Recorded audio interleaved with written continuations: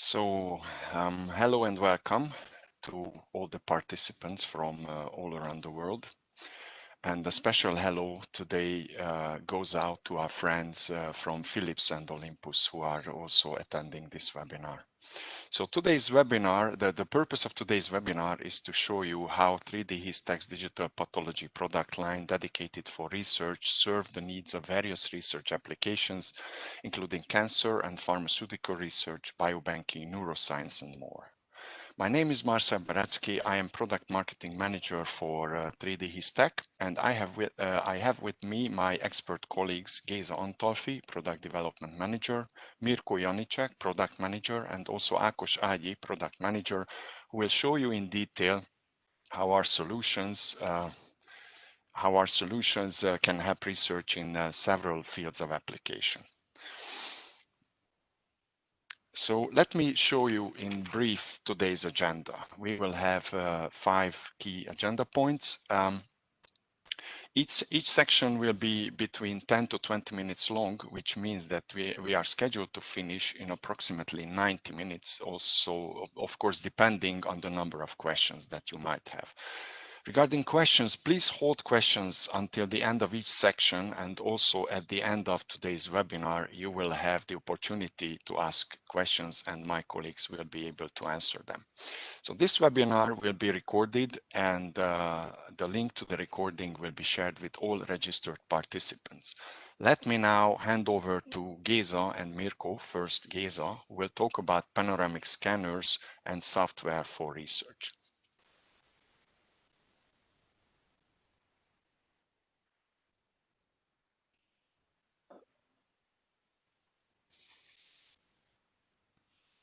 Hello and welcome.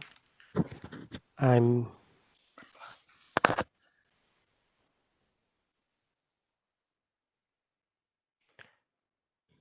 okay.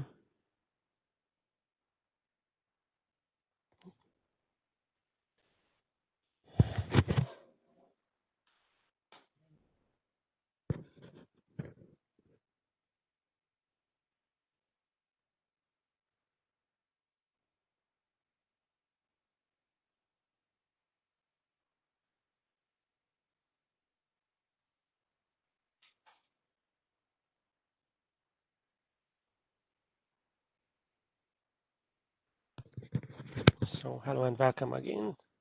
Sorry for this some small problem. So let's speak about the panoramic scanners and software for research. Today I'm Géza Antalfi, Product Development Manager of 3DHISTECH. And as you know, well, in the past, the 3DHISTECH was only one product line called panoramic scanners and panoramic softwares. But in the future, we will lead 2 product lines, one for the diagnostic and one for the research. And today we will speak about the research line. So panoramic scanners for research. As you know, digital microscopy starts with a whole slide scanner suited to the imaging needs of the research laboratories and medical research institutes and so on. The panoramic family is the most comprehensive product range on the digital slide scanner market.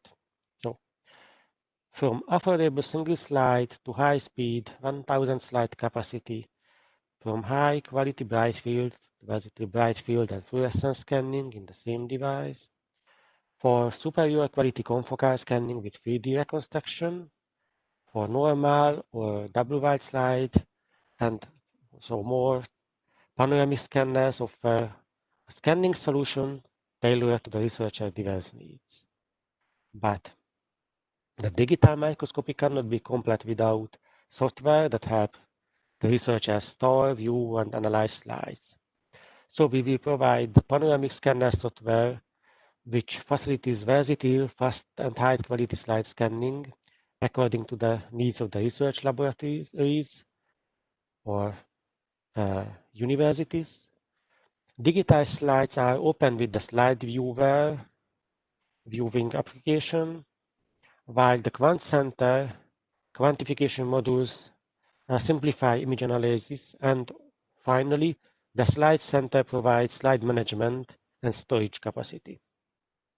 But now I will speak about the scanners itself, and I will start with the smallest one, the Panoramic Disk 2 double-wide scanner. The Panoramic Disk is an affordable entry-level digital slide scanner capable of scanning single and double-wide slides. It can be used as a wall slide scanner or as a live view digital microscope. It depends on the user needs. And also the slide scanner for research and education, a simple and easy to use device for laboratories which are starting to go digital. This scanner is ideal for university departments where start to digitalize the education materials. The slide capacity is 1 slide, and this can support double-wide slide too. It's only used in bright field scanning, and the scanner uses size plan apochromat 40x and 20x objectives, which are really good, and the optical magnification, which can reach using this objective, is from 30x to 120x. The second one, the Panoramic MIDI 2, which is an automatic digital slide scanner with remarkable features at an affordable price. It's also ideal for research and education because it's a simple and easy to use device for laboratories starting to go digital and need fluorescence scanning mode.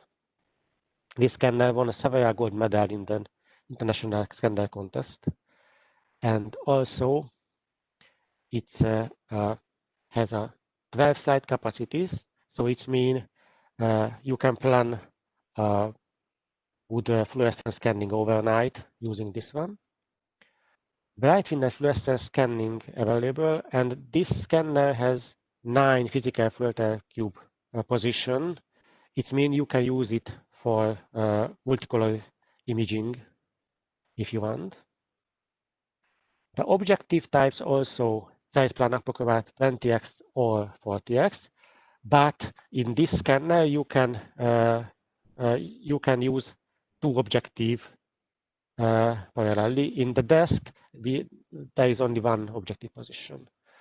And also for fluorescence scanning, you can choose an optional 10x objective. You can see the optical magnification data. The final resolution depends on the camera. The MIDI 2 available with Grasshopper camera or PCO Edge 4.2 scientific CMOS camera. And also you can reach the new high sensitivity PCO Edge 4.2 black illuminated CCMOS camera 2 for even better multi-staining images. There is a possibility to switch automatically the bright field and the fluorescence scanning based on the profile content. And this scanner has a proactive cover to avoid phototoxicity before the scanning. The next one, I can say the most scientific one, the Panoramic Confocal MIDI scanner, which offers fast and high-quality confocal scanning for molecular pathology applications, combining confocal image with award-winning wall slide scanning technology. It provides superior image quality using a water immersion objective and LED-based illumination to avoid bleaching. The Panoramic confocal slide capacity is 12 slides, and it provides bright field, fluorescence, and confocal scanning modes. For fluorescence scanning, there is 4 filter position, and the scanner has 2 objectives, plan apochromat size 20x, and the C apochromat size 40x with water immersion. The confocal provides superior quality 3D reconstruction and also automatic switching between bright field and fluorescence scanning based on the profile content. It has Lumencore spectral LED-based light engine, which is one of the best in the market, and using innovative structured illumination for a confocal imaging. I mentioned the objective before, but I forgot to mention the camera. The panoramic confocal has a PCUH 5.5 SCMOS scientific camera, and it contains automated immersion system for the water immersion, and also semi-automated cleaning system. The next one is the Panoramic Scan 2, which is a medium capacity digital slide scanner. With this capacity, it serves the needs of the medium-sized or the larger laboratories. And it's also won a gold medal at the International Scanner Contest. So the capacity is 115, and it's important to know it's use stop and go scanning mode in bright field and fluorescence too, of course. And in the bright field and also in the fluorescence scanning, support continuous loading. For fluorescence scanning, there is 9 physical filter cubes position, and the objectives are the same like in the MIDI, the Zeiss plane apochromat 40x and 20x.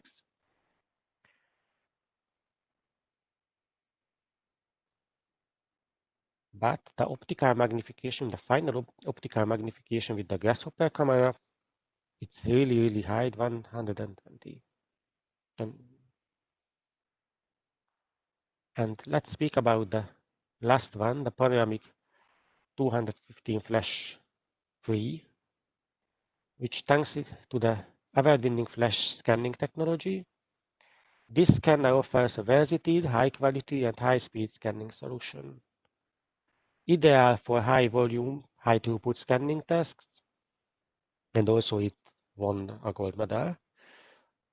The capacity is 300 slides, and the highest scanning speed is almost half seconds per slides, half minutes per slides. It's available in bright field and fluorescence mode, and in fluorescence mode, it has 9 physical filter position. In bright field mode, the scanner is able to run in using flash scanning technology, and the objectives are the same like previously. It supports automating loading and automating switching between bright field and fluorescence scanning based on the profile content. If you compared this scanner in this table, you can see the magnification is not the same everywhere. The reason is simple. The final magnification is depend on the objective, the camera adapter, and the camera chip's pixel size. So the last one, you can see the panoramic 1000. My colleague will speak about this one, so let me introduce Vilko Janicek, and he will speak about the biggest one now.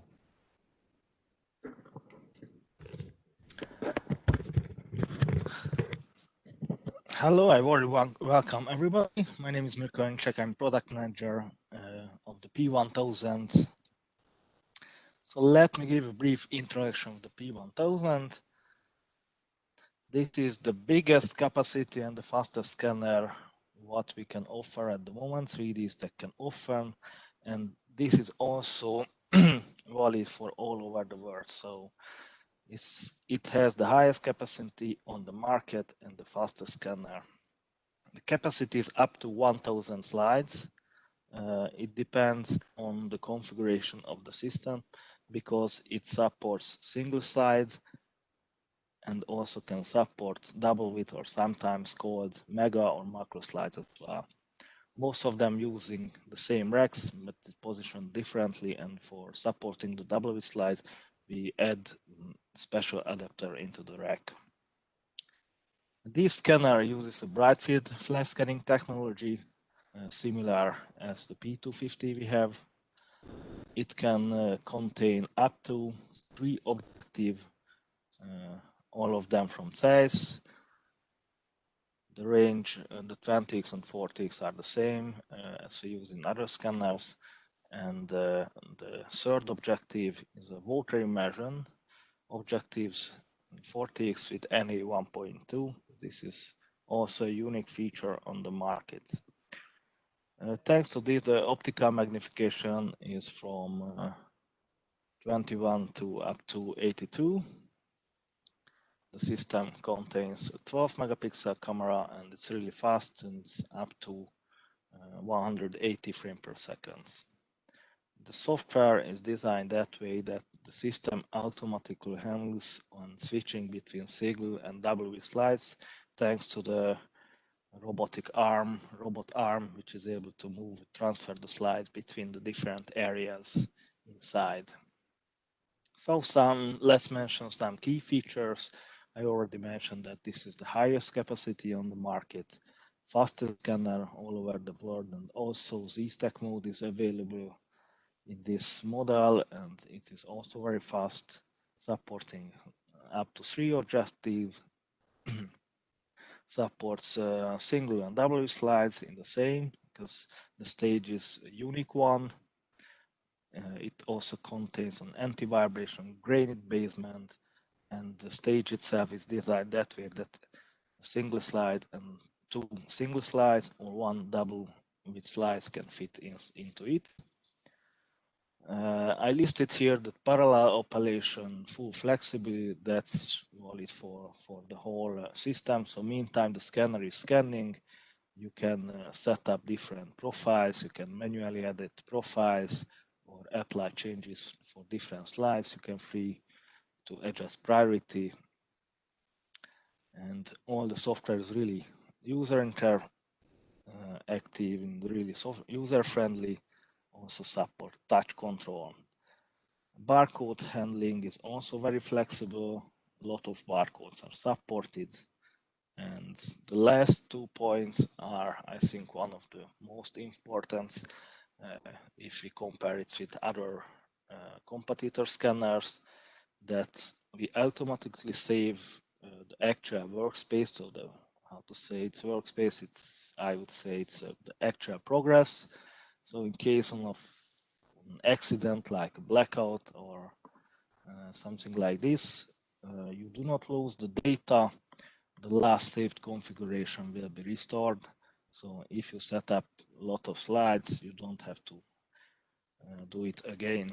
The other listed point here is the problematic slide handling, which means that the system is able to detect if a slide was not able to place back to the rack, for example, due to cover slip is hanging out. This is a quite common issue in case of badly prepared slides or biobank projects.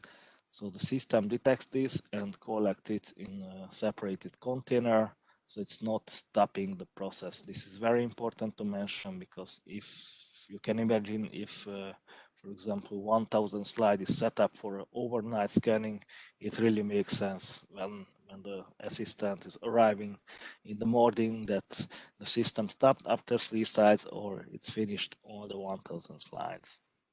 So this is handled automatically by the system. Let's have a quick look about the user interface, because I would like to show that the software is giving a lot of flexibility to set up everything. Of course, it's really important to mention that everything can be automatized. So for example, based on the barcode, the profiles can be assigned, all the settings can be assigned automatically. But in case of research, we wanted to maintain this flexibility because we are talking about research, so manual settings is often required. So basically, this is the home view, the starting screen of the software. Here on the right side, I try try to highlight that with my mouse. Here you can see the exact copy what the device contains from slides point of view. Here we have the different racks, and the slides are loaded in some racks. For example, I see that in these racks I'm not fully filled, as well as here, as well as here. We have many different colors. So basically this screen gives you a lot of information at a glance. This is how we call it home view. It's also here we can see a settings panel and the profile panel, some control buttons, global settings button, server connection is established or not, and we have a small information panel here. Here, what is, I think, important for the first glance, that we can see which settings are defined for which magazines, racks, and the profile is used by color. Of course, different profiles can be assigned to different slides, so it's also visualized here by multiple colors.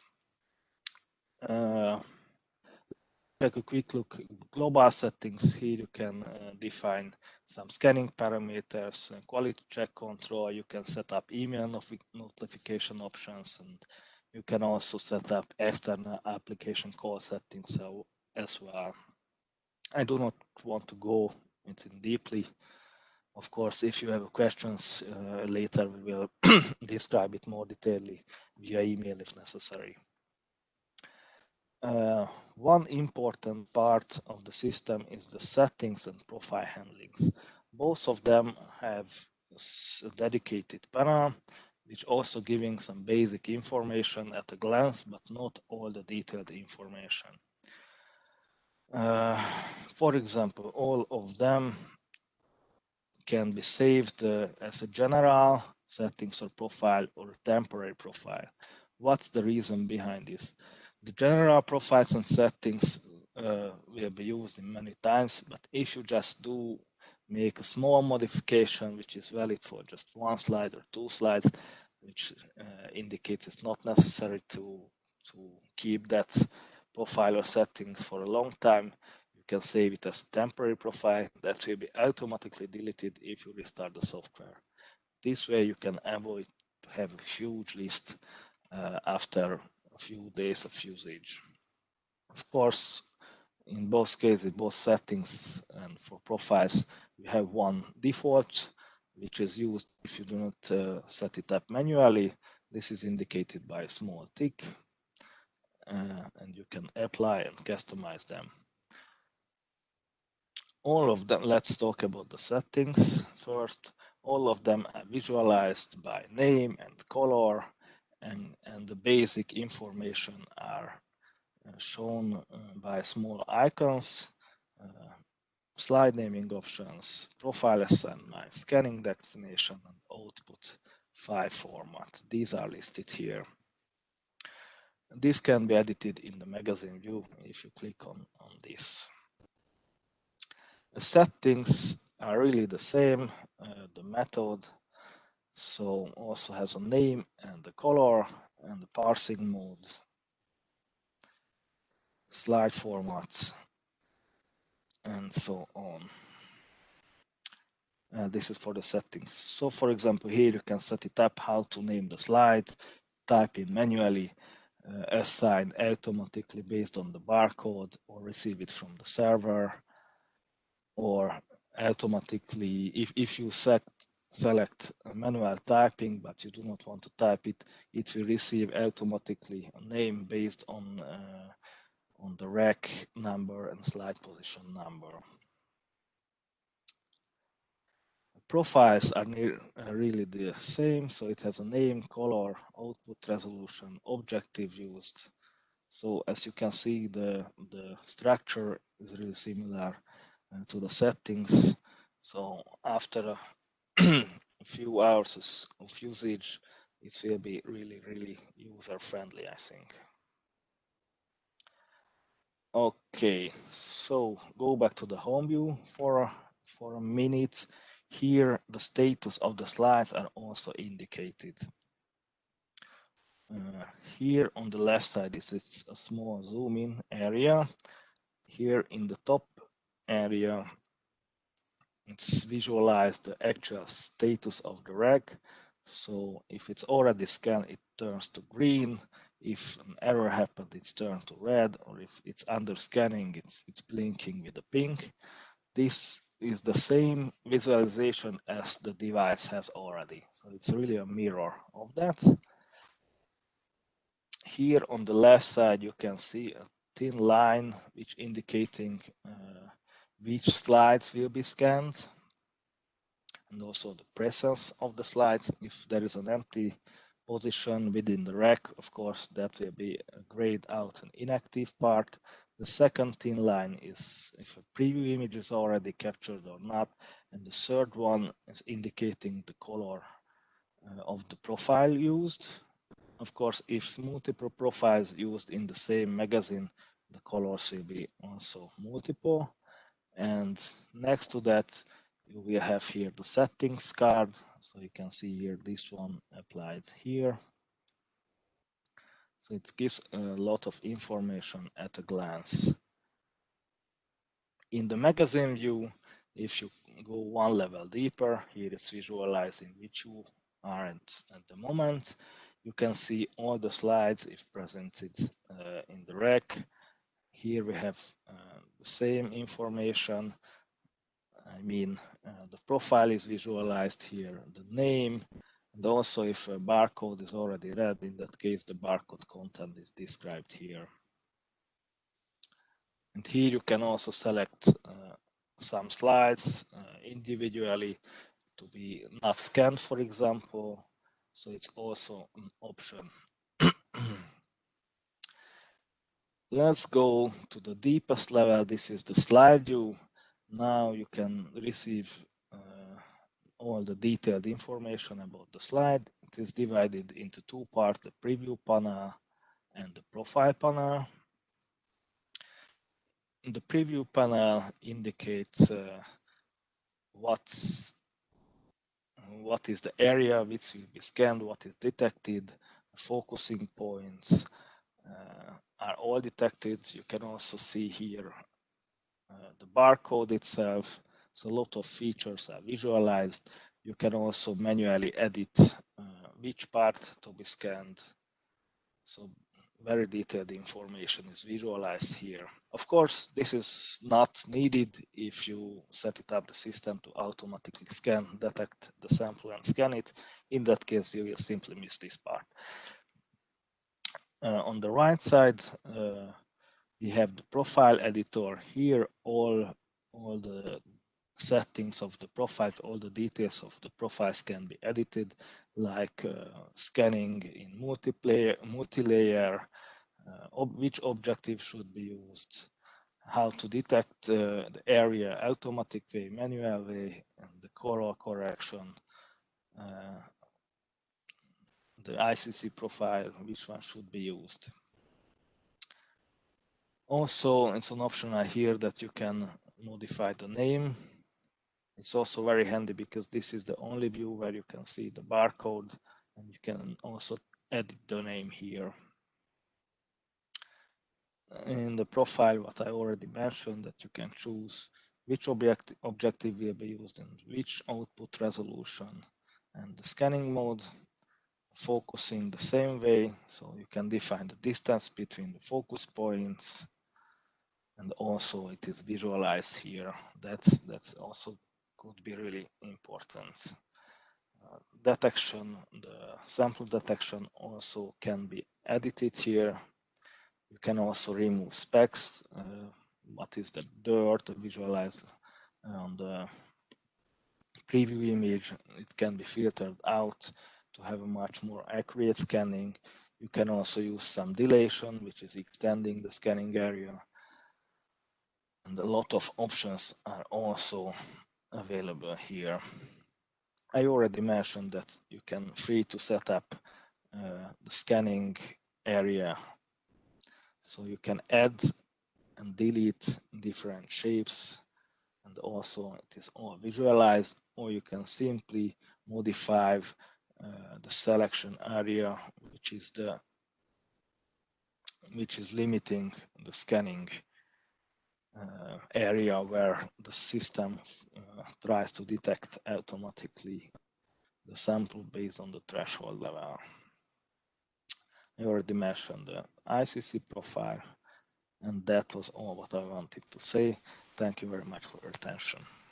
Thank you very much, Geza and Mirko, for your nice presentation regarding the scanners.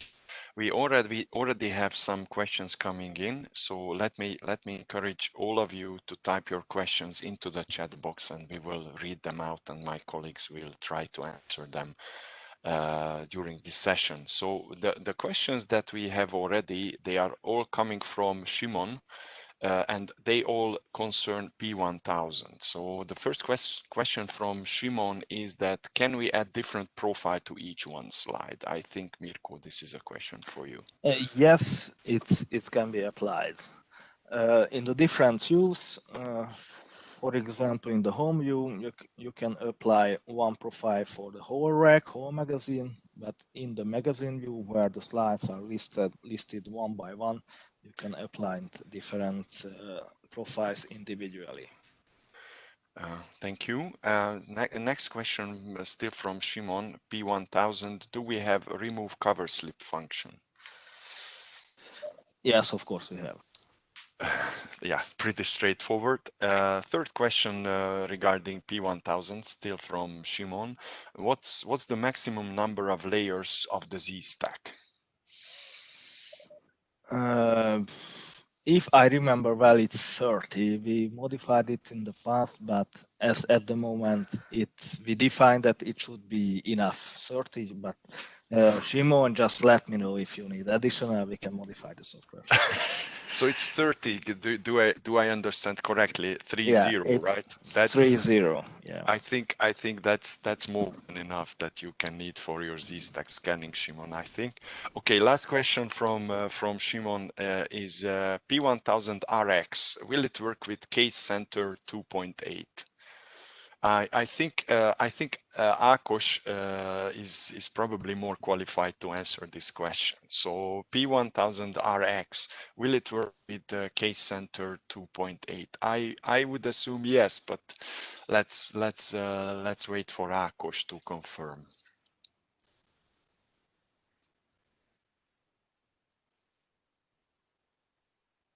Ákos? Okay, Shimon, I think let's hold this question until the end, because it's a very interesting one, and let us hand over. If there's no more questions, sorry, I don't want to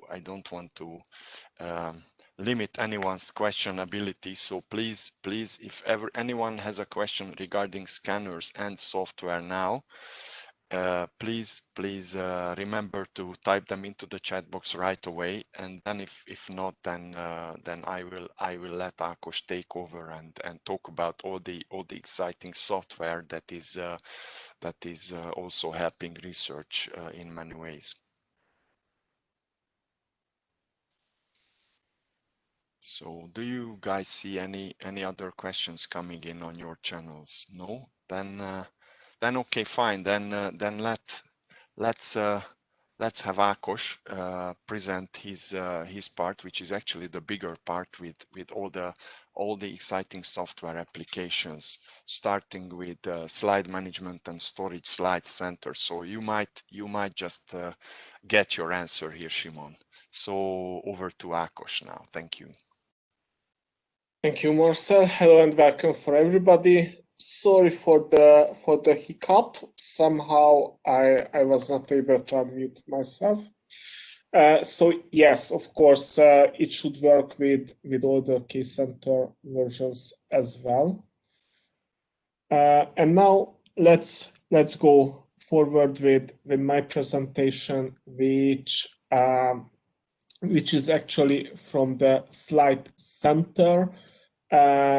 We covered this system previously, SlideCenter. It's now rebranded for the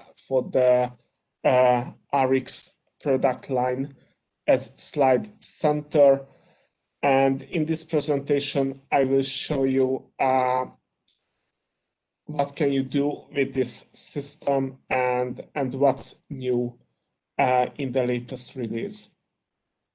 The SlideCenter is a server solution to store digital slides.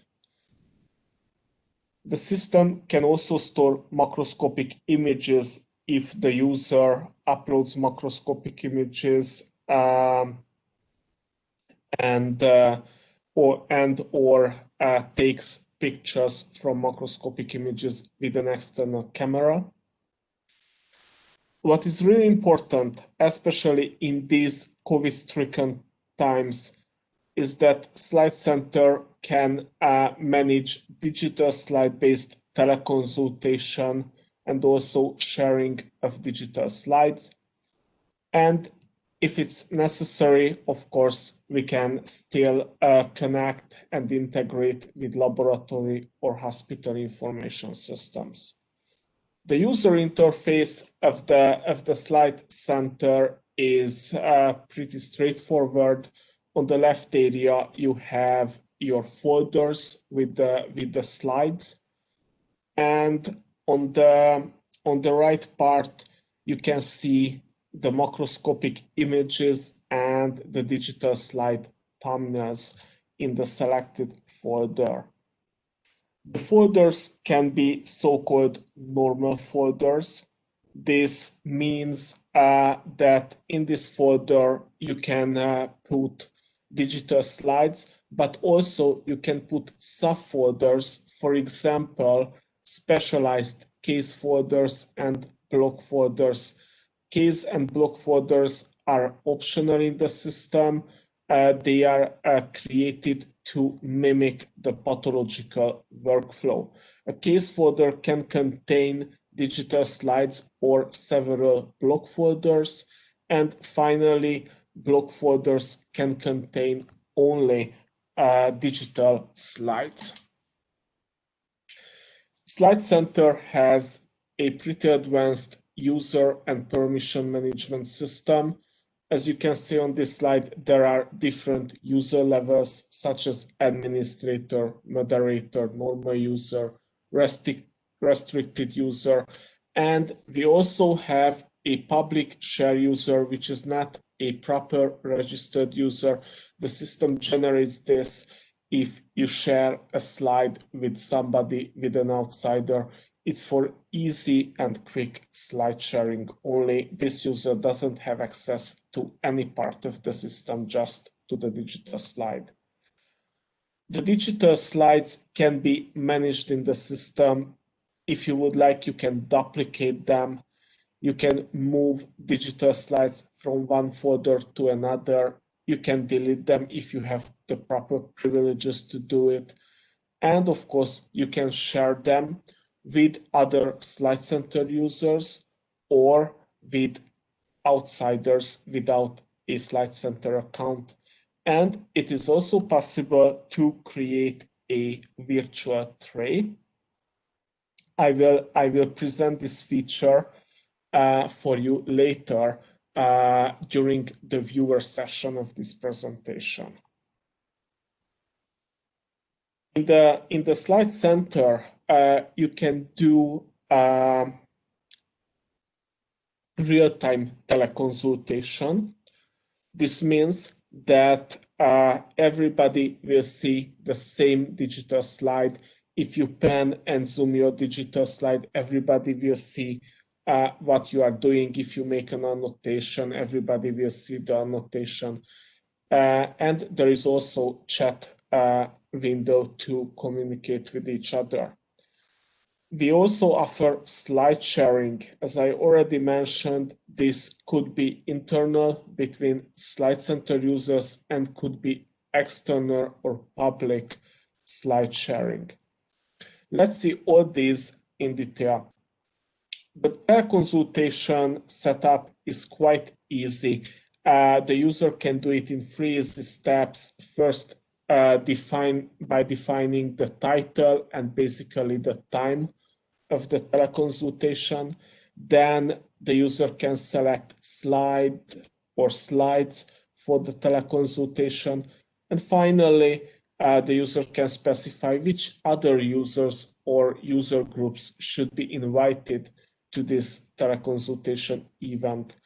And in the end, when the host and the attendees join to this teleconsultation via the case viewer software, everybody will see the same area. There is a chat window available for them. And by clicking on this button, attendees can even ask for control request if they would like to show something for others on the digital slide. This teleconsultation can be useful, of course, for teleconsultation between pathologists, but it has also application field for educational purposes. You can use it to hold histology lessons for students. And since there is a mode for asking for control, the students can ask more precise questions regarding the digital slide image. If you share a digital slide or multiple digital slides with other SlideCenter users, those slides will land in the share section of the software for the given user. And if you are deciding to share a slide with an outsider, you can do it easily by generating a unique sharing link, and the receiver of this link just needs to click on it, and the case center opens the given slide for this public share user. On this slide, I just put together a few facts about the technical build-up of the system. The system has the so-called hub. This holds the database of the system, and this generates the user interface, the web user interface. And then we have service units for storing the digital slides. This can be dynamically improved and extended if there is need for more storage.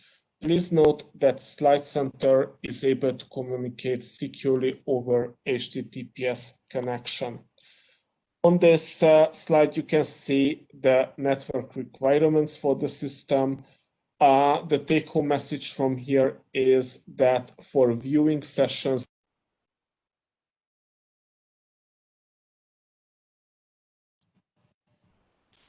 sorry, I muted myself.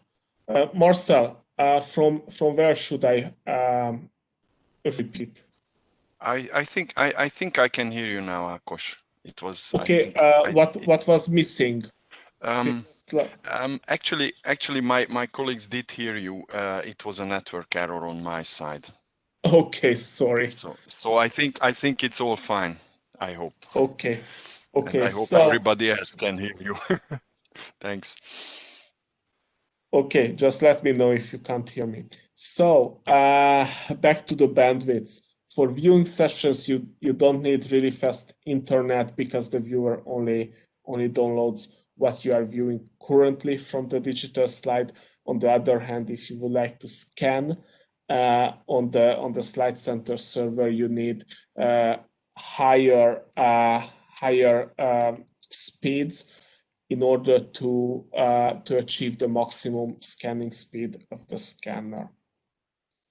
And finally, let's see some system requirements. The take-home message from this big table is that if you would like more concurrent users, you will need stronger hardware for your server. And now let's see what's new in the latest release, in the 3.0 release of the SlideCenter. Of course, we renamed it, and we also completely rewrite the code in a new technology, in ASP.NET Core technology. This practically means that the whole system is faster, is more stable. Opening of digital slides with the case viewer is faster than ever. And also, if you have any hospital or laboratory information system integration, that works faster as well. And also, the security aspect of the system is improved now. The new SlideCenter has a new licensing feature as well. Earlier, we used physical USB dongles for license enforcement. This wasn't optimal, either because of the local IT didn't like them, either because it was not practical on virtual servers. That's the past. Of course, you can still use it if you would like, but I believe that the new license key-based licensing, it's a much better and much more comfortable solution, especially for virtual servers. And now, after the SlideCenter, let's move to our viewing solutions. Let me start with the most flexible viewing solution. Is actually part of the SlideCenter system. We call it Instant Viewer. It lives inside your browser, so it doesn't really matter if you would like to open the slide from the SlideCenter in a PC, in a tablet, or even in an Android phone, because this instant viewer runs in any decent web browser, and it has, for example, in mobile, slightly different UI, but you can do exactly the same thing, just like on a bigger screen.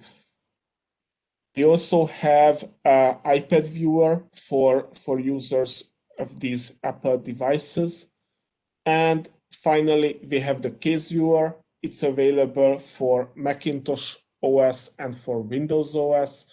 In the rest of this session, I will show you the main features of our flagship viewer, of the case viewer.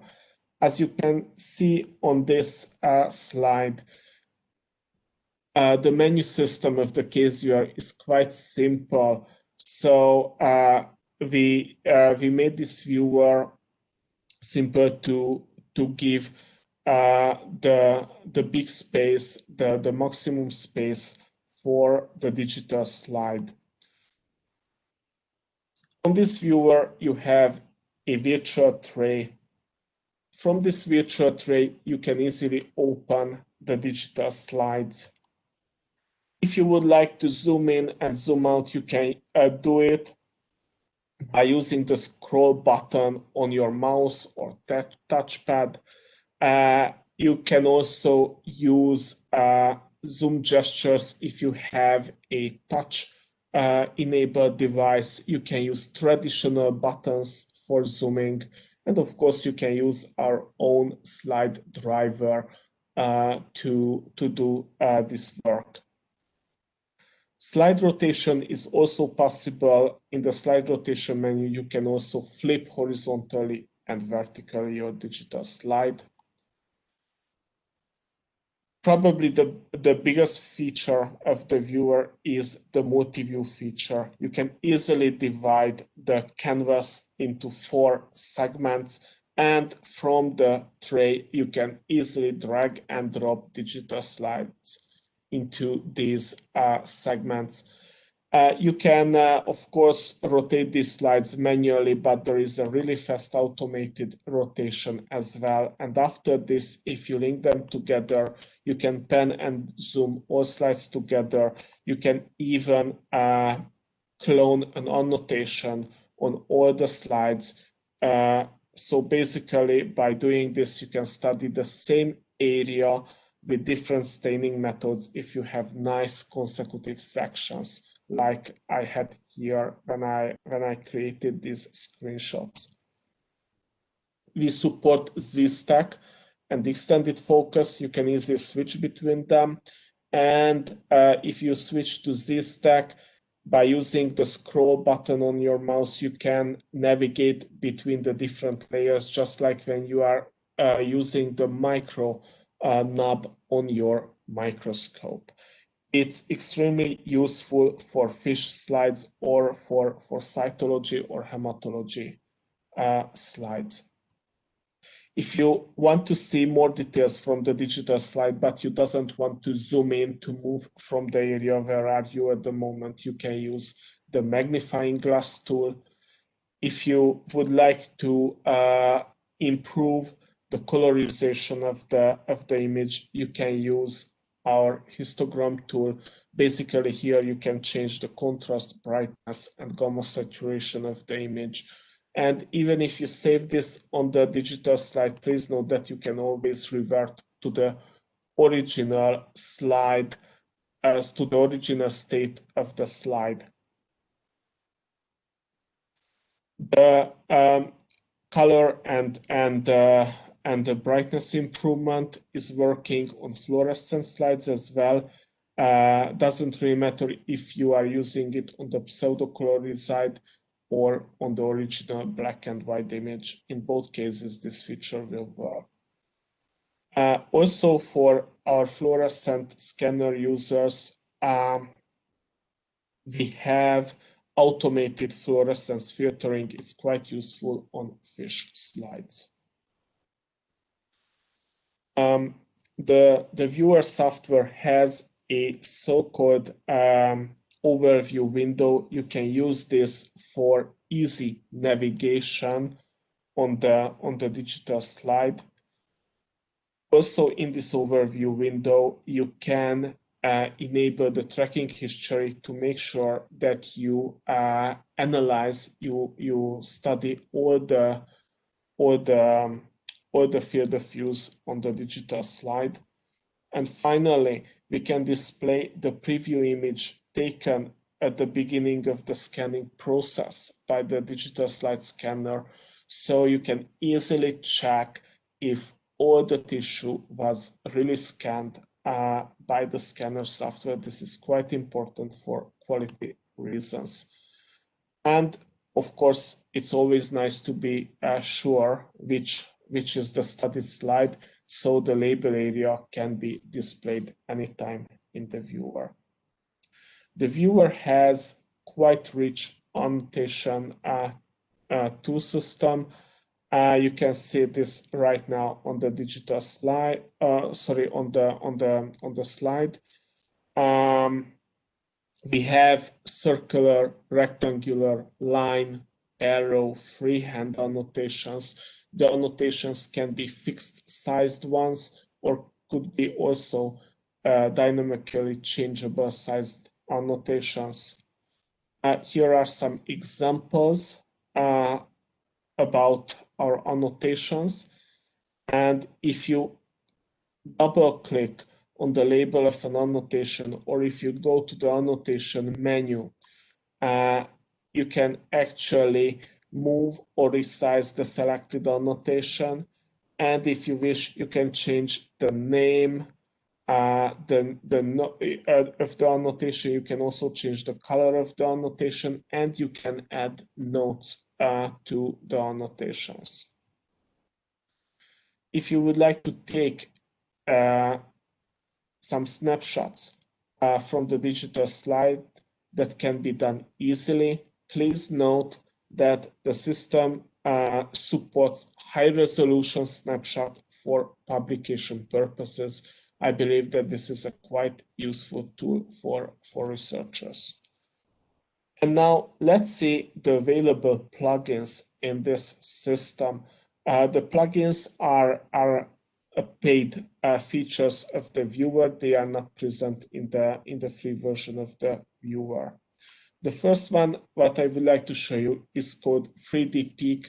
Basically, this plugin is able to recreate the three-dimensional structure of a slide if it was scanned in multiple layers, especially useful for confocal systems.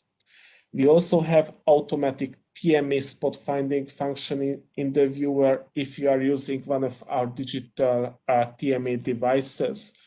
You can even get the information from their database, and you can use it to automatically name the tissue cores based on their origin, based on the donor block from which they are originating. We have a tool called marker counter here, which can be used to manually mark and count certain objects on the digital slide. It is intended to replace the traditional physical counter tools. I recommend it for special cases when there is no automatic quantification software available. We have a tool called gradient map visualization. Is especially useful for hotspot detection on a digital slide to be sure that you find even the minimum positive stain on the digital slide. We have a contrast enhancement function in the plugins menu. We call it DDIC Digital Differential Interference Contrast. It tries to mimic the picture of a differential interference contrast microscope. Please note that doesn't replace such a microscope, but still this contrast enhancement technology can help you to observe certain elements which are normally not really visible in your digital slide, for example, cytoplasmic fragments. And in the plugins menu, you can find the virtual tray feature as well. I already mentioned this in the SlideCenter presentation. This is a common feature between the SlideCenter and between the viewer.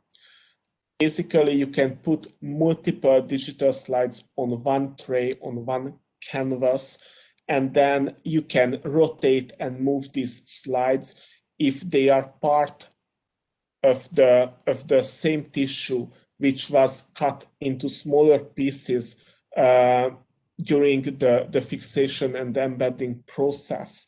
You can put them together just like pieces of a puzzle. It could be quite useful in cases like prostate cancer, sample analysis or tissue analysis.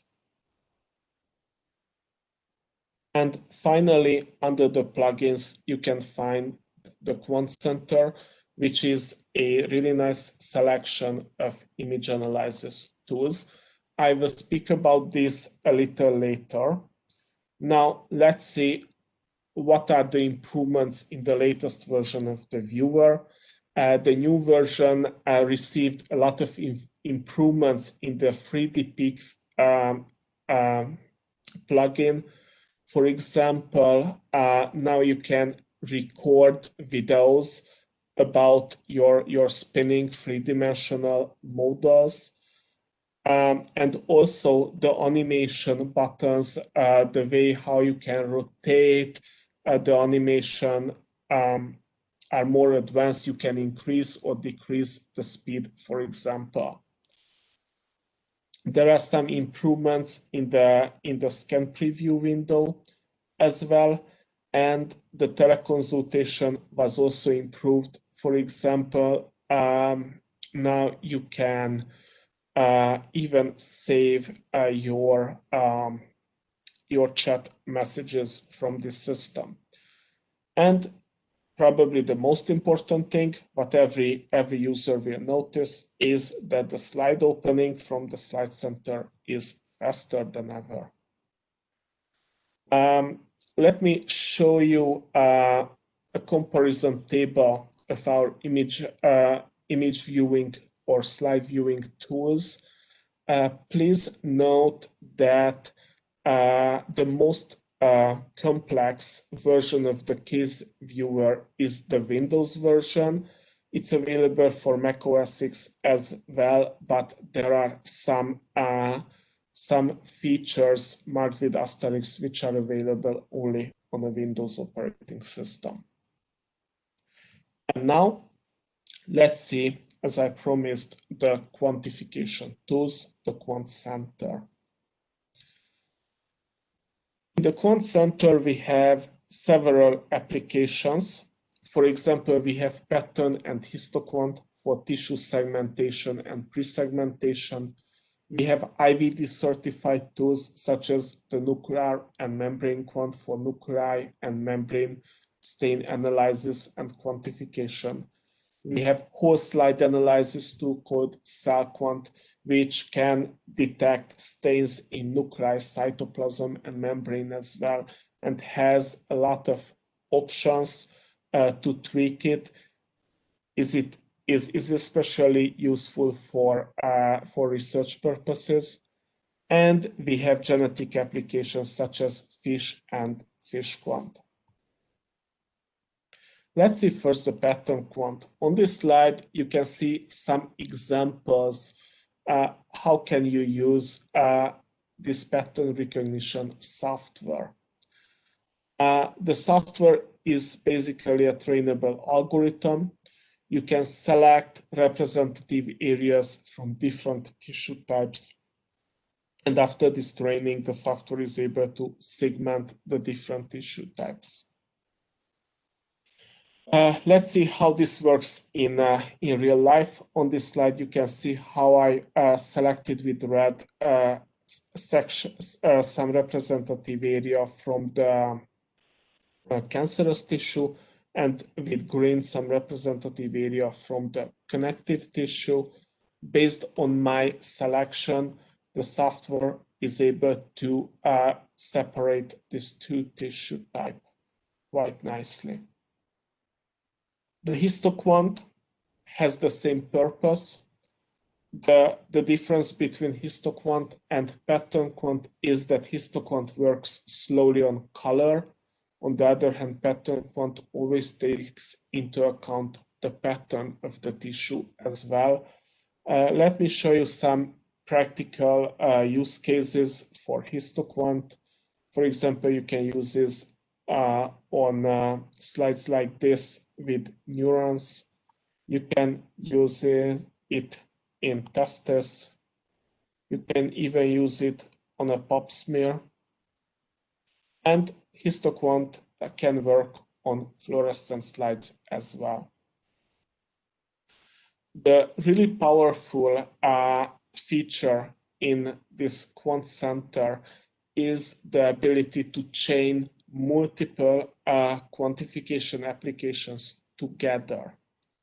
For example, if you make a pattern or histoquant analysis, of course, the software can tell you how many percentages each tissue type, but you can also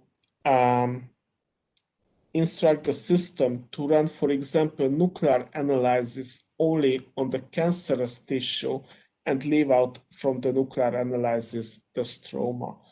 In our powerful scenario builder, you can differentiate between 5 classes, practically between 5 tissue types, and you can chain together 3 different applications from our selection. This is a really powerful tool for research purposes. The nuclear quant, as I mentioned, is primarily designed to detect nuclear staining, such as estrogen. It has IVD for estrogen and progesterone, by the way. But for research purposes, you can use it basically for any nuclei analysis. It has a color deconvolution tool, so you can even calibrate it to a different chromogen if you are using something different than diaminobenzidine hematoxin staining. The same applies to the membrane quant, can be calibrated to different chromogens. It has IVD for HER2 stains, but you can use it on other membrane stains as well for research applications. Here is an example how the membrane quant works. The SlideQuant is the Swiss Army knife in our selection of image analysis tools. It can detect basically the nuclei, the cytoplasm, and the membrane. And it is possible to quantify any of these objects based on the intensity of the stain. Here is an example for nuclei detection on a Ki-67 slide. And finally, let's speak about genetic applications, such as FishQuant and SlideQuant. They are quite useful to detect genetic mutations, such as amplification, deletion, translocation. These quants are also clever enough to detect chromosomal aberrations, such as monosomy and trisomy. The SlideQuant has exactly the same purpose and application field as FishQuant. The main difference is that it works on bright field slides. Is useful if you doesn't have a fluorescent scanner and you still want to do some genetic analysis. You can imagine that all these softwares, what I showed you briefly during this presentation, can generate a lot of data. Practically, when we are measuring a whole digital slide, we can measure tens of thousands of objects. Especially for research purposes, it's quite useful to have the ability to dig deeper in this data. And for this purpose, we created a so-called data visualization tool. You can start it by clicking on the marked button right after finishing a measurement. And you will receive a window like this. In this data visualization tool, you can create different charts. You can see in a gallery all the detected objects. You can filter your results, for example, by their intensity, by their size, by their shape. Basically, for example, here you can see how to differentiate the nuclei between based on their size and on their shape. You can do practically with this tool something like a flow cytometry on a glass slide. And of course, in the end, if you wish, you can generate a PDF report about the analysis. You can add thumbnail images about the objects found and quantified by the software, and you can also add tables and charts to this report. Let's see what is new in the latest version of the QuantCenter. The QuantCenter now is available to run directly in the KZR window. This means that the measurement and also the rendering of the image is much faster than previously. This new version has a 64-bit version of the software. This practically means that can use much more memory if it's available in the workstation. So it's practically impossible to run out from memory, even if you make the most complicated analysis on a whole slide image. Before going forward to show you our TMA products for research, I believe that it's time to have a short break and to see if there is any question. Yes, thank you, Ákos, very much so far for your presentation. I have two questions on my plate. One regards SlideCenter. So the question is, do you plan to include also DICOM slides handling feature to SlideCenter? Yes, it is in our plans. At the moment, I don't have an exact timeline for this feature, but it is definitely in the pipeline. Yeah, thank you. And the second question is, it regards case viewer. Are you planning to add the feature of jumping between each field of view on the slide with the keyboard arrows? That's a question from a customer.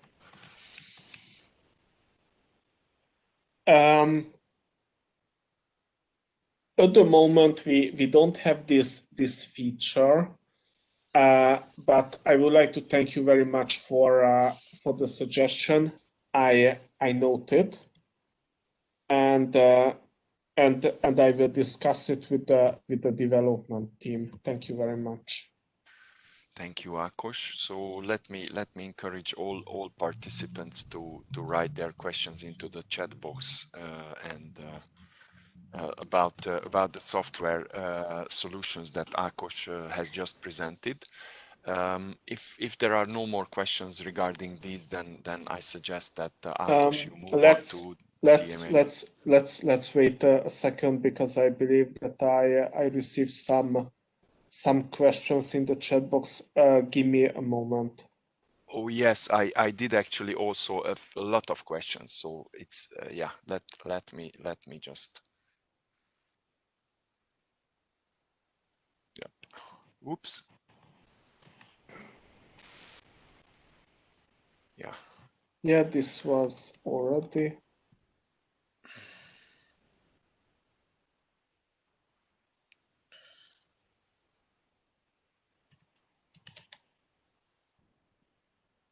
Okay, one user is requesting more information about teleconsultation solutions. I'm just noting.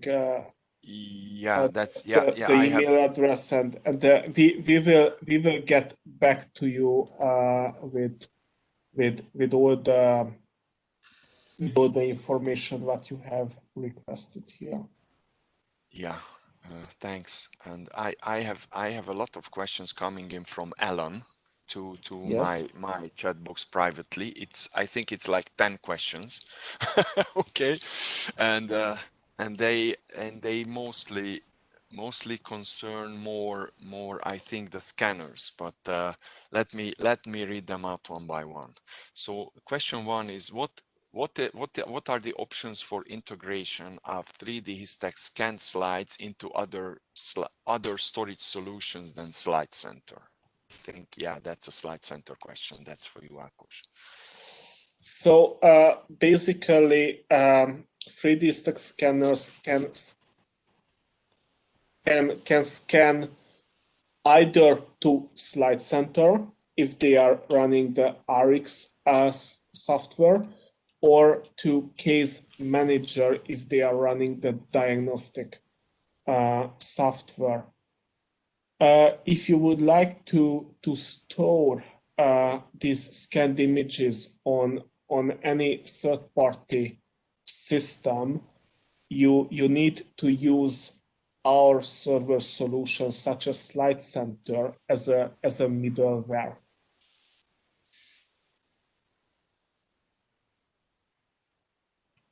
Other question? Yeah. Okay. Question number 2. Do the scanners support sending information about scanned images to some server, for example, using the HL7 protocol or similar? I'm not sure if, okay.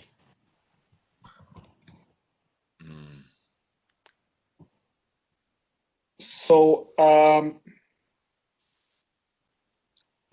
this is I think more a research focused question. Please leave your email address and sorry, I made a mistake. So this is a more diagnostic workflow related question. Please leave your email address and we will get back to you. Yes. Yeah, I can confirm that this is much more diagnostic related, but I can say that we have some integrations where the HL7 information also shared with the server. Yes, actually, we have several integrations, so that's why I suggested to discuss this via email in detail. Okay, next question still from Alan is, could you comment on support for DICOM, please? I think it's a very broad question, but I leave it to you guys. You are the experts who can try to answer this. And the RE software, I talk about the P1000 RX control software, has an integrated DICOM converter. So you just need to simply select the DICOM as an output and the output format will be a DICOM image.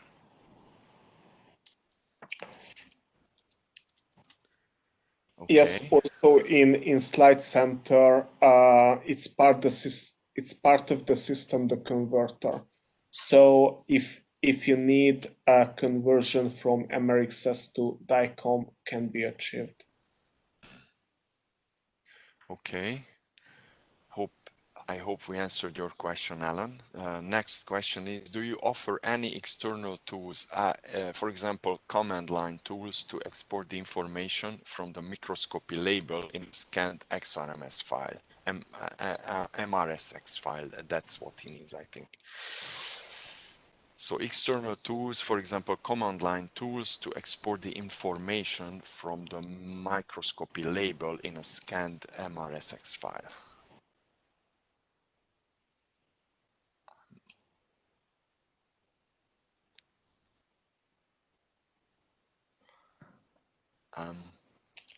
Again, yeah, please. I do not know such information because we store. Alan, but I'm not 100% sure in my answer, so we have to check that. Yeah, Alan, I think it's best if you give me your email address, and then we'll try to get back to you on that directly. And then the last question from Alan is, can the results from image segmentation per pixel classification and nuclei data be imported by other statistical software packages or exported to custom tools for advanced spatial statistics? I think that's a very good question. Yes, yes, it is. So at the moment, Quant Center is able to export the statistical data only in Excel 5 format. So what you can export from the system is the raw statistical data, the number for each detected object.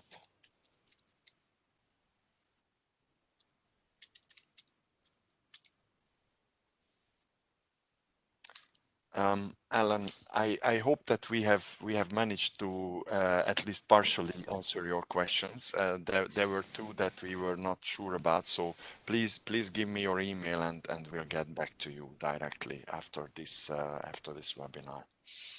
So please just type it into the chat box, and if there are no more questions, yeah, I can see some. I can see some coming in. Oh yeah, great. We have it. So thank you. I don't see any other questions coming in. I'm not sure, Ákos, if you can see any, but I cannot see any more. Not at the moment. Then I continue with the TMA system, with our tissue microarrays and our software. 3DHISTECH is producing two tissue microarray systems. The bigger one is called TMA Grandmaster. Is a high throughput device with 72 block capacity. We recommend it mainly for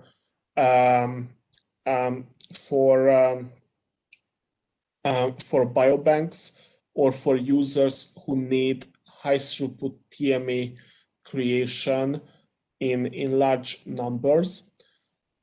We have also a smaller system called TMA Master. This system has 5 block capacity.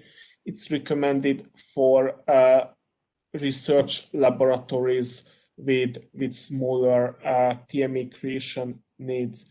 Both systems have the same features, and both systems are run by the same software called TMA Control. Let me show you the basic features of this TMA Control software.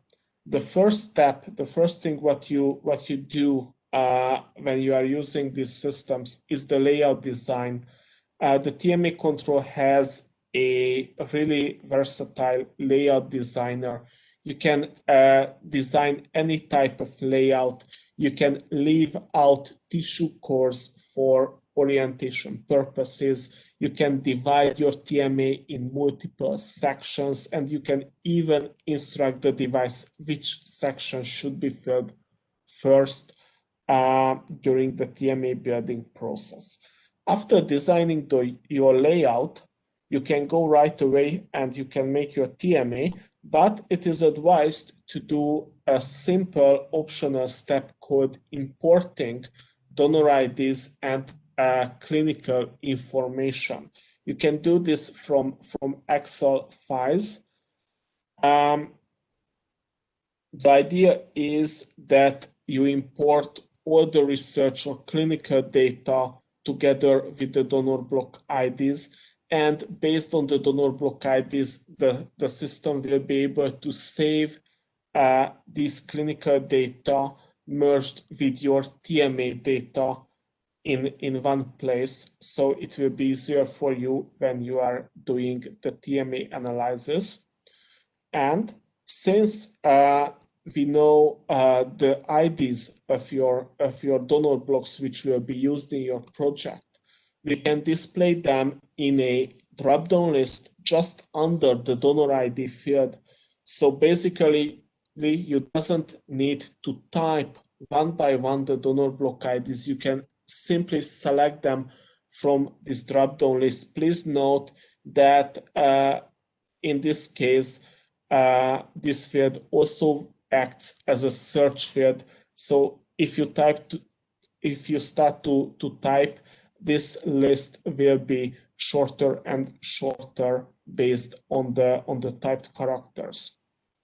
Please note that you can also use barcodes on the label area of your donor blocks to identify them. The system is able to read barcodes and to enter the barcode string, the barcode's content in this donor ID field. But in many cases, and this is the case especially with older tissue blocks taken out from their hive, there is no barcode on the label area. And in these cases, believe me, it's much faster to select the donor block ID than to type it one by one. So this is an optional but quite useful feature if you already have in Excel or similar format some kind of inventory of your donor blocks.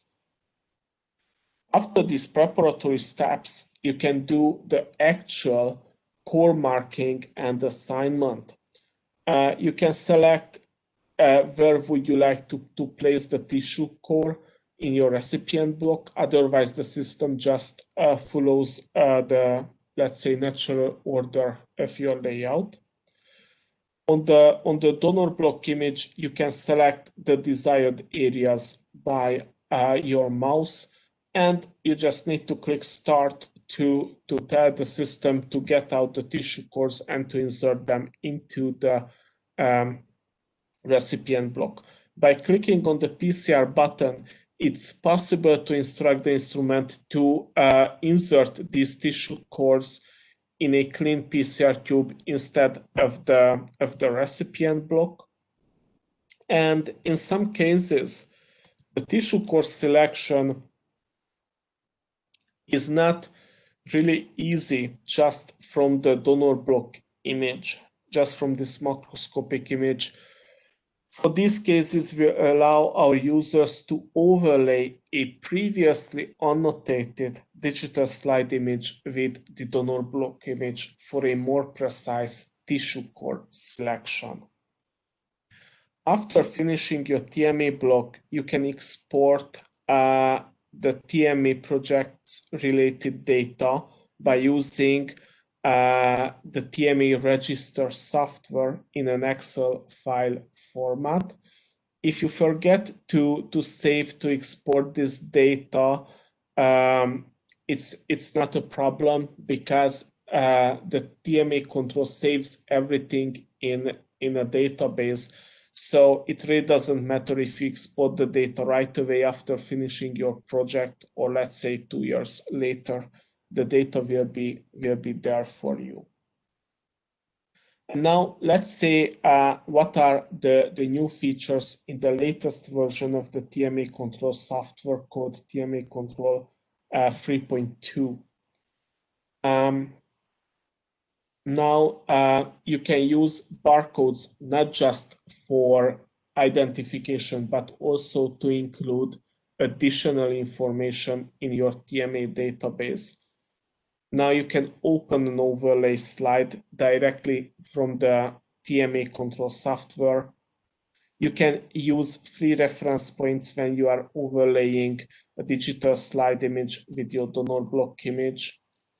You can use now a brand new donor block information panel, and the spot slide preview is available from this version. The TMA register software, which is a software which can run directly from the TMA control or as a standalone application, even without the hardware, even without the TMA hardware, also received some improvements. For example, now it has its own login to the SlideCenter and its own settings menu. These functions are no longer linked to the settings in the main TMA control software. Saving the overlay slides link in the export file is now also possible if you opened your overlay slide from the SlideCenter server. And now the TMA register is able to find your ready and stained TMA slides, and it's even able to dearray them automatically, again, if you are using our SlideCenter server. Let's see quickly the details. In past, as I mentioned, the barcode information was used just for donor block ID. But now, if you set the system in this way in the settings menu, you can instruct it to save it separately in the database as a custom information about the tissue which you are using. Also, it's a new feature and quite useful feature that now, after overlaying a digital slide, you can open it by clicking on this button. It happened a lot of time with me that after overlaying the digital slide with the donor block image, I realized that some area was not annotated in the viewer. Now there is no need to go to the viewer, find again your slide, open it. You just need to click here. The viewer is triggered and your slide is opened. You can place additional annotations on it, and you can come back right away to the slide overlay to finish the TMA building process. The TMA control has fully automated slide overlay, but we always let our customers to do it manually or in a semi-automated way by using 2 reference points. The problem with all this comes when the actual slide was somehow damaged during the tissue preparation process. And in order to compensate with this distortion, Now our users can use, instead of 2, 3 reference points during the semi-automated slide overlay. The system is able to save so-called spot slides. These are sections from the digital slide used for slide overlay, and these correspond with the area which was marked for extraction from the donor block. Now, a preview of these spot slides is available if you move your cursor over an already inserted tissue core. And if you stop here, you can even click on it, and the TMA control software triggers the viewer, so you can take a look at the spot slide even during the TMA building process. For a long time, it was available for our customers a table called recipient block information in the software. Now it's possible to display donor block related information as well, such as the ID, the height of the donor block, or the count of the tissue cores. The TMA register now has its own login and settings menu. Is no longer linked to the TMA control in this way. So now it's really completely standalone application. If you are using the SlideCenter, now the TMA register, when you are exporting your TMA data in an Excel file format, is able to put the hyperlink to the case center to open your slide, which was used for slide overlay. And if you already used our system, probably you are familiar with the feature from the TMA register software, which enabled our users to plan the sectioning and the staining of the TMA blocks. Basically, the user could select TMA blocks made with the instrument, and then the user in this table could plan actually how many slides should be sectioned from this TMA block, what should be the staining and the protocol, and of course this information could be exported in order to hand it over to the laboratory staff. But now, based on this feature, the TMA register can do for you much more. If you are planning to store the digital slides, the scanned digital slides of your TMAs in our SlideCenter or CaseCenter server, now by clicking on this button, the TMA register can find it on the SlideCenter. In order this feature to work, in the settings menu, you can specify where are you storing, in which folder or folders are you storing your TMA slides. You can add one or more folders. And if you would like to dearray these slides automatically, you can also select some CaseCenter or SlideCenter folders for your virtual spot slides. And you can also select a local folder if you would like to extract them on your local hard drive. From a practical point of view, if you set up your TMA register correctly, you just need to click on this button and the system displays you a link to your TMA slide if it was already scanned in the SlideCenter storage. And if you click on this link, the system is automatically de-arraying your TMA slide into separate spot slides. And again, this can be saved either in SlideCenter either in a local drive. While the dearraying process is running in the TMA register, you can follow where the process is at the moment. And in the end, if you open your SlideCenter, you will find something like this, a really nice folder structure, which tries to replicate your layout with folders such as row and column. And inside these folders, you can find your actual spot slide.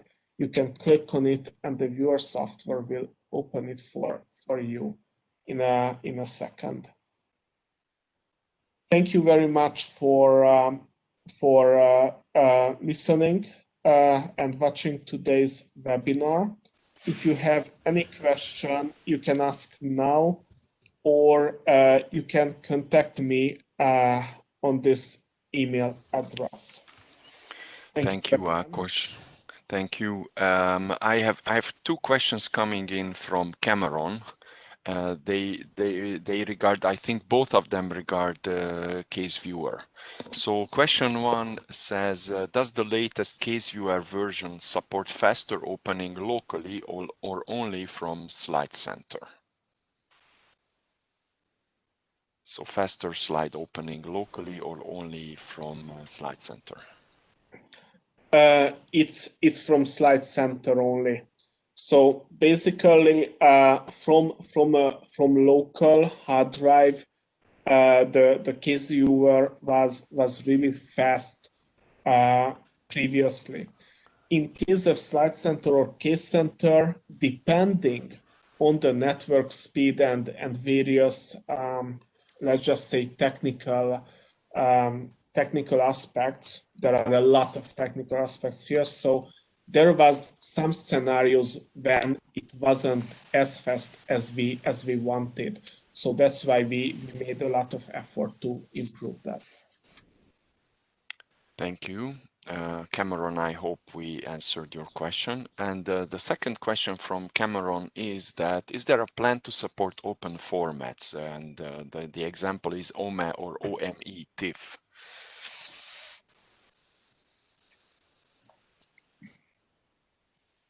I think, Ákos, it's also for you. Yes, as far as I know, we are not planning to support these formats. But please drop me an email and explain to me why are these important to you, and we will take into consideration. I cannot promise you that we will make it, but if you can explain us the use case, at least we can think about these formats. At the moment, the main goal for us is to support DICOM format in a wider way in our systems. Oh, thank you. And there's another question coming in from Amalia, and the question is, it concerns Quant Center. Cell quant nuclei detection. Please give me more detailed the steps for immunohistochemistry slides evaluation. Thank you. I'm not sure what she exactly means, but Amalia, yeah. she has left her email address as well, fortunately. So Ákos, can you answer this? Yes, of course. So this was a basic level webinar to give a taste about what we can offer. Of course, it's a valid question to give more information how the software is working. The good news is that there are step-by-step tutorial videos on our website, on our YouTube channel. So Amalia, please visit 3DHISTECH's YouTube channel. Maybe Marcel, please send her the link. Yeah, I'm happy to.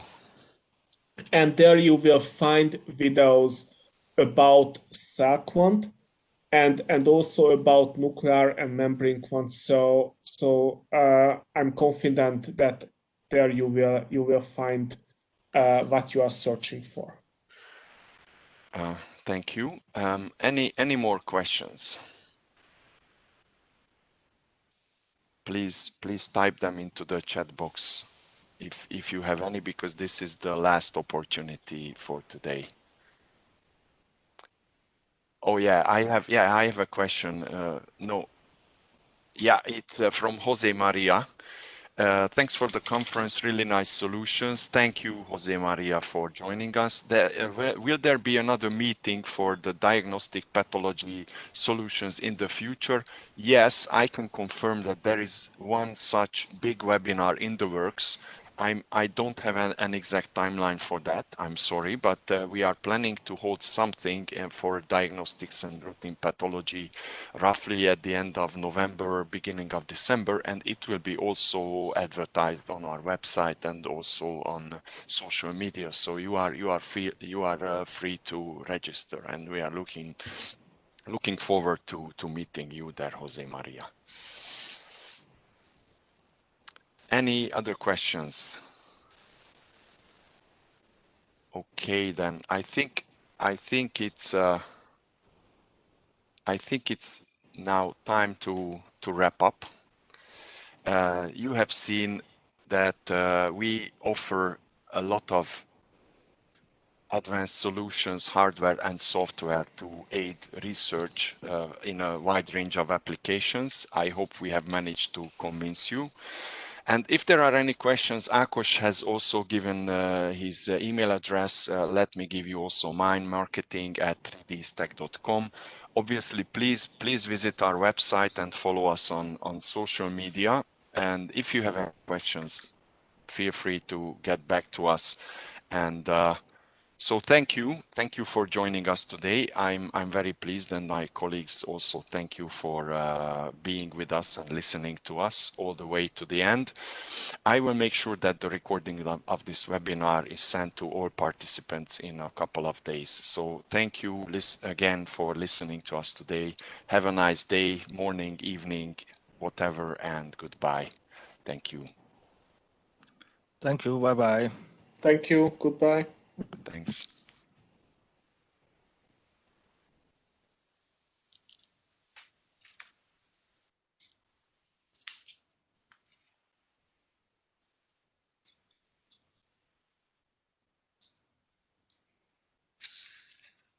Bye.